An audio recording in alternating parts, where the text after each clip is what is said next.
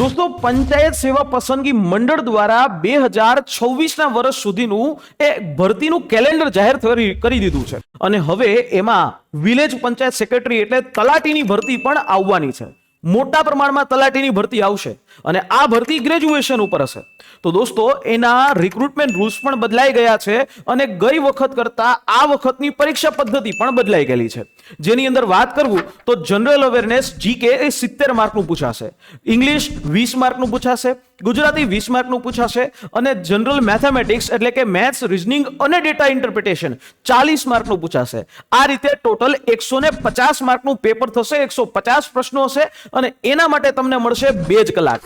એક જ પરીક્ષા હશે અને સીધું જે પરીક્ષા ઉપરથી મેરિટ બનશે. તો દોસ્તો, આ મોટી તક જો તમે ન ચૂકવા માંગતા હોય, તમે જે છે સરકારી નોકરી મેળવવા માંગતા હોય તો નીચે આપેલી જે હેલ્પલાઇન નંબર પર કોલ કરી આજે જ આ તૈયારી શરૂ કરી દો કે જેથી આવનારા સમય માટે તમે તૈયાર હોય. દરરોજની 2 કલાકની મહેનત અપાવશે તમને સરકારી નોકરી.